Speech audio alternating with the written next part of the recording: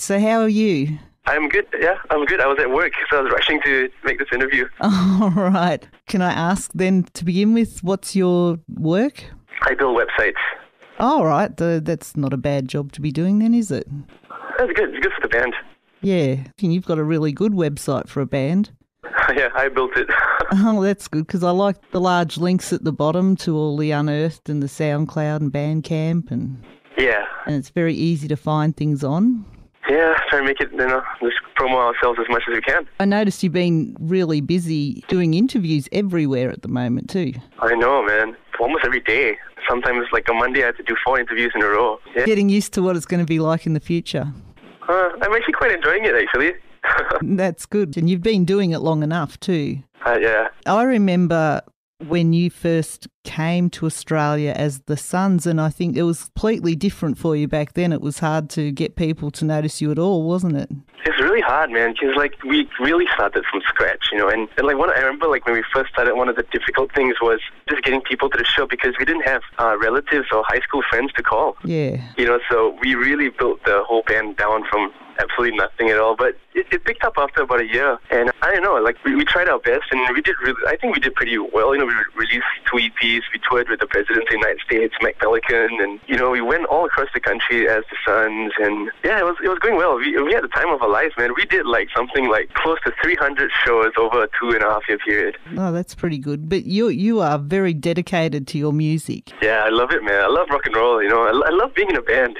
Yeah, and if you became an overnight sensation, which it looks like you're going to, you've certainly taken a lot longer than overnight to get there. But I paid my dues, man. Yeah, because you're in a band in Singapore, the Boardfucks. Yeah, that's right. What was that like, being in a band like that in Singapore? Because Singapore seems very strict. It was nuts. Well, the Boardfucks was a band with 2 of my best friends, and like we kind of started the band as a joke, and we wrote these like catchy punk rock songs. But one of the songs we wrote actually became #1 in the country. Oh, really? Yeah, and it took us by surprise, because we were asked, all of a sudden we had to play a whole bunch of shows, and we didn't even have enough songs to play shows. We only had like 7 songs. And the first gig that we did was sold out. We played so shit because it was the first gig we did. We didn't, actually know how to play a proper show. People still loved it, and we did a lot of. It was really kind of exploded for a while, and then it got to a point. I think after about 6 or 7 months that we got banned, and then it just kind of came crashing down. So I was like, oh. Yeah, I was going to ask, how did you actually get banned? Well, a mini kind of riot started at one of our shows in Singapore. We played at this festival, and well, the 2 things happened. Like, before we went on stage, the promoter was like, threatened me, and he said, "Don't use any vulgarities or else." And I was like, yeah, don't worry, man, I won't use any vulgarities. Don't worry, dude. But then when we went on stage, I spent the first 1.5 minutes shouting all the vulgarities I knew in all the languages that I knew, and then we started our set. And the crowd really thought it was funny, and it was a fun thing. And at the time, I just thought it was a real punk rock thing to do. And I was having fun, didn't mean to piss anyone off. But then midway through our set, the crowd just got really rowdy, and they crashed the barricades, and they climbed the stage, and I remember people were stepping on my distortion pedals. I was like, hey, to the guitar, And after a while, the power to the whole stage was shut, and then we had to leave because the police had arrived, and they told us to stop, and next thing you know, we were banned from ever performing live again. And then you decided, well, that's rock and roll, and I want to do more of that. Yes. We do now. So what do we do now? We can't play in Singapore. And I know my dad was so pissed off with me, man. And our parents were like, okay, now you can't play music here. You guys better go and study, because, you can't even make a living out of music. You can't play here anymore. And then we decided, okay, we will move to Melbourne, because that's where AC/DC came from. Yeah. We decided to move to Melbourne as a band. We took a bit of a break because, just to study for a while. And then we regrouped and reformed in Melbourne. And we started the whole band up again as the Sons. It's the same 3 guys that got banned in Singapore. Your name, EMPRA, is it a metaphor for Melbourne Punk Rock Alliance with the E there, so that you don't get all the police things up in Google? Yeah, how do you know that? That's true. Yeah, it initially started off like I wanted to call the band EMPRA, like the punk band MXPX, and I thought that was kind of like, the Melbourne Punk and Rock Alliance, because EMPRA sounds like a rock and roll band with a lot of punk rock influences in it, But then when I Google searched EMPRA, like, you just see Metropolitan Police everywhere in Google, and I was like, oh no, I don't want to be associated with any police station or association or anything of any sort. So I decided to put the letter E in front of that, and it kind of became like EMPRA, and it was a unique enough word for us to kind of be on the top of the Google search rankings. Yeah. And so we decided to stick with it, and it was only 5 letters. And that was good because I remember reading in one of the Kiss biographies that Gene Simmons said that your band name should always be short, so when they print a poster, they can make your font size really large. And it's working because every time our name on posters, we always have the largest space because they can make our font size really large because there's very few letters in our band name, so that's a good thing. Your new album, you've got a special guest who has done a bit of singing and played guitar on one of your tracks. Yes, we have a special guest. His name is Wally DeBecker. Some of you might know him as Gautier. He played keyboards on one of the tracks. All right. Yeah, how awesome is that? That was a really amazing thing. Was that before he had all this success, or? Yes, it was. It was. But he'd still do it now. By the sounds of things, you talk about him like he would still probably do it now. Yeah, well, he's one of those, he's like the nicest famous guy you ever meet, man. He's like so not a famous guy.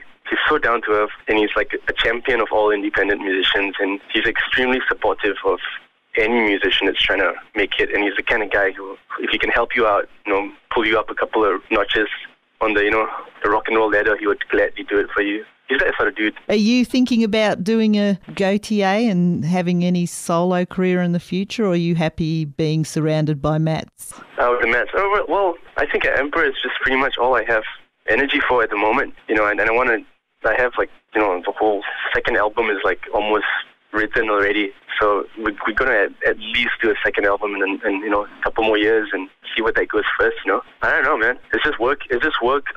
And EMPRA for me right now. Is the album called I Won't Give Up? It was going to be called I Won't Give Up, but then like we couldn't figure out a place to place the phrase I won't give up on the album cover because the album cover was so cool by itself. We didn't want to ruin it, so we decided to. That's the reason why we decided to call it self-titled, so it looks like the album cover. All right, but the tour is I Won't Give Up, and I think that's your mantra in music, isn't it? I think it's for this album. It was just because of everything that's happened. The last 3.5 years has been like full of very low lows and very high highs kind of thing, and there's a lot of dramas. I lost my best mate, and then I broke up with a long-time girlfriend, and then I had to form a new band from scratch. I didn't know anybody. I went through auditioned so many people, had 7 band members come and go. Finally, it all came together. Then I recorded the album once. It turned out it sounded really, really horrible. I had to trash that whole thing, and then I did it again another year later with the Mats and it was EMPRA, and finally it all came together, and now we're on this tour. So it kind of sums up everything, that whole journey. Well, I'm going to ask, and if you don't want to talk about it, say so, but can I ask what happened to Wayne? Yeah, well, no one really knows for sure about what actually happened, but what happened was he had a heart attack in his sleep, and he just passed away just like that in his sleep. It was so sudden, nobody saw it coming, and, he was the healthiest guy I ever knew. Like, he used to run every day and always play basketball, and even when he did eat at KFC, he would scrape off the fat from the chicken skin. I never knew anybody else who did that. And he always took Centrium every day without fail. And then he had a heart attack. How does that happen? But it was a shock to me. He was my best mate for 16 years. So at the time, I just couldn't believe it. But you kind of have this part of life, I guess. And just remember him for all the things you love him for, and make that a part of you. And you just carry on the dreams that you shared. That's how you deal with it, I guess. Are any of the songs on the album written for him? The entire album was written for him. Right. And you feel him when you're up there on stage? You sort of got him there alongside you? Yeah, he's always in my heart, man. It must have been really hard. You did actually move away from music for a time after that, didn't you? I did, like after Wayne died, because I didn't know what to do, man. For the next 1.5 years, I just was stuck in a dead-end job, listening to people picking up the phone every day and having someone shout on the phone into my ear, just listening to complaints all day. And I just had lost all confidence in myself in music, because the Suns was like the first real band I was ever in, and it was like a songwriting collaboration. So I didn't feel like I had the confidence to write songs on my own without having Wayne and Justin in that same room, So it took me a long time to kind of feel like I could develop a new style of writing and be able to kind of lead something on my own and just actually have the motivation and the balls to just do it again, Yeah. What's happened to Justin now? Justin, after Wayne passed on, he decided to stay back in Singapore, and he scored this amazing job at ESPN. He watches sports all day, sports highlights for the news. Oh, that's good. At least he's happy. There's been a music school opened in Singapore in honour of Wayne? Yes, there is. There is. It's called the Thunder Rock Music School. Yep, that whole school, it's named after him. How cool is that? Yeah. Wayne was a really, really inspiring guy, and he was like a champion of independent local music and always helping new bands and young musicians get started. Everybody loved Wayne. Well, yeah, that is a terrible time, and it's good to see that you've come through it, and you've, what I've heard of your new music, it sounds really good and quite mature rock, compared to what I heard from the Sons. You've really grown a lot now. And I think so. I hope so. Well, you're a bit older, so it helps. You'd think, right? You better be mature.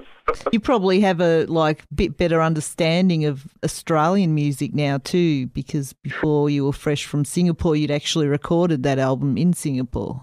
Yeah, I think I have a better understanding of the whole Australian music industry as well. Having been the Sons, I think I've probably made most of the mistakes that you shouldn't make already, just in terms of running the band and stuff.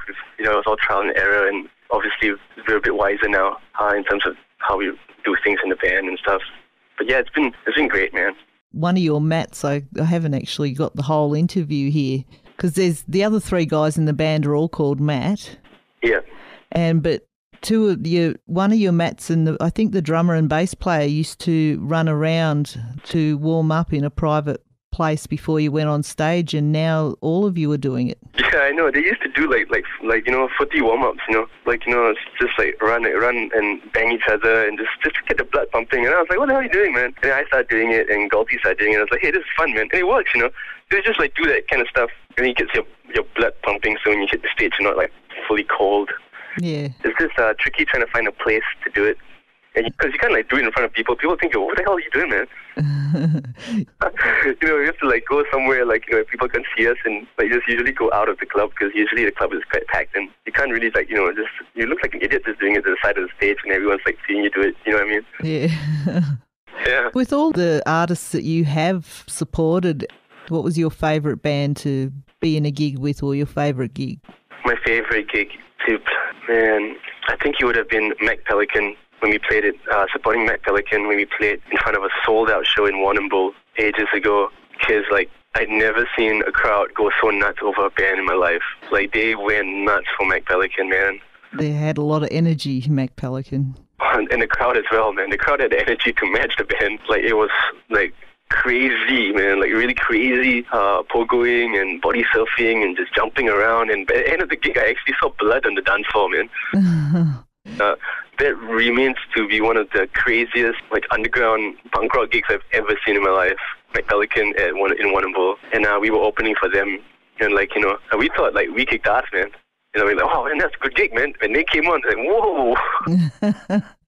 Well, you warmed the crowd up for them at least. I know, they came on, they took it up 10 notches. We were whoa, so that's how we were then we were tell each other, that's how good we got to get, man. Well, every time you say Mac Pelican, I think of that song, Born to Delivery. Oh, yeah. And how funny is the drummer thought she used to do Delivery. They were very energetic. They were a good band. Want to do Delivery. But we're here to talk about EMPRA today anyway, because you're a really good band, and I do think that you've definitely got what it takes to join your heroes in the Australian music scene.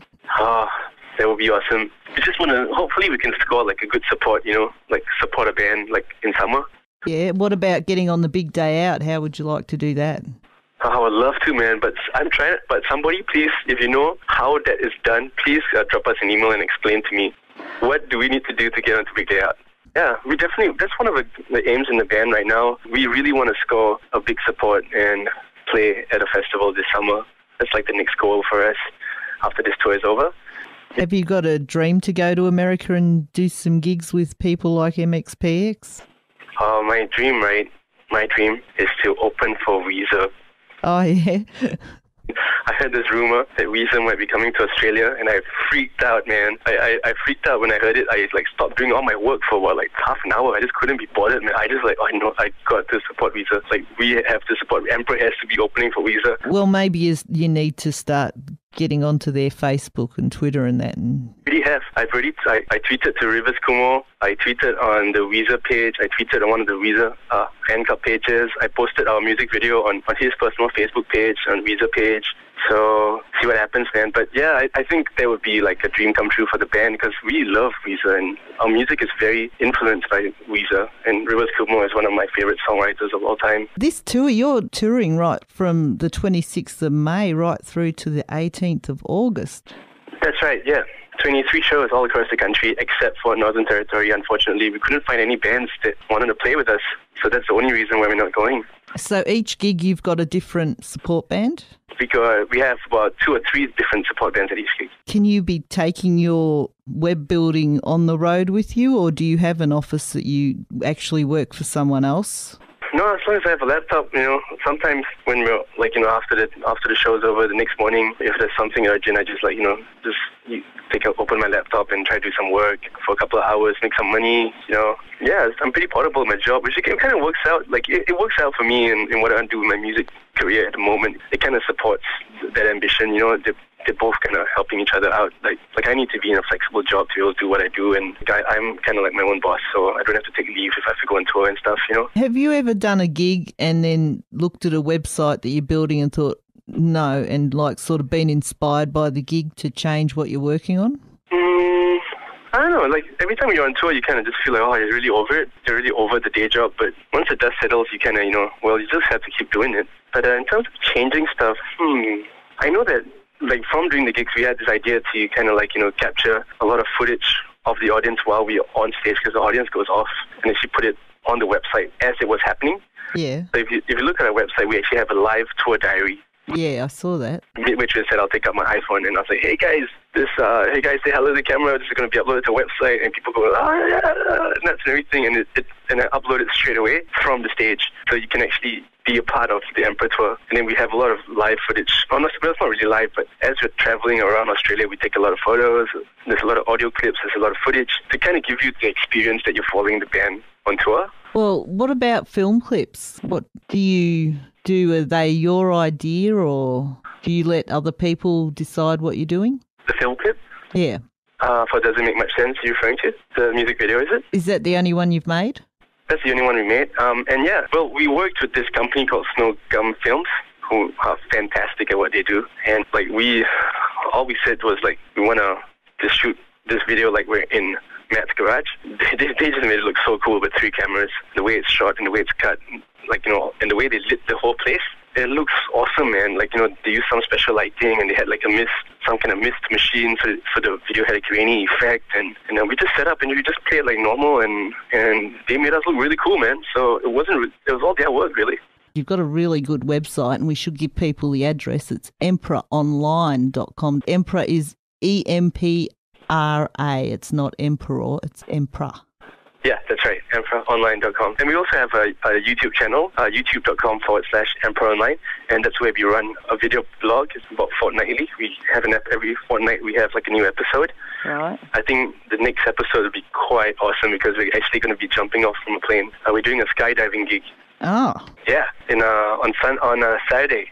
On Sunday. On Sunday, we're going to be skydiving in Brisbane. We were asked to perform for the Brisbane Skydiving Association because they wanted to use one of our songs in their skydiving videos. And we're like, hey, that's cool, man. But then they said, look, why don't we do a deal? We'll give you guys tandem skydives. So we'll tandem skydive the band, land you guys near the stage, and then when you get on the stage and play in front of 300 drunk skydivers who will be there for their annual dinner. That sounds unreal.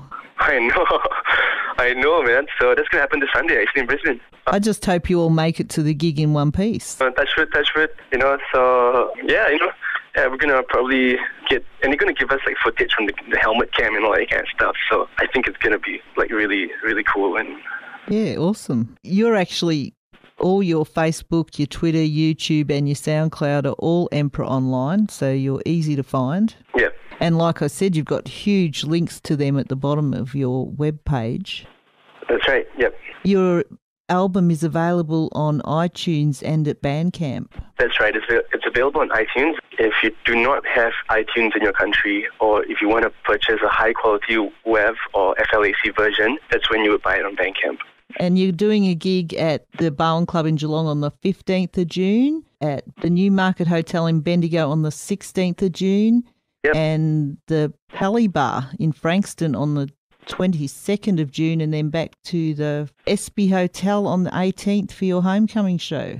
That's going to be a massive homecoming show. I should say the 18th of August, actually. 18th of August, yeah. That's going to be a massive homecoming show. And we're going to try doing a first, we're going to live stream our set onto our website. All right.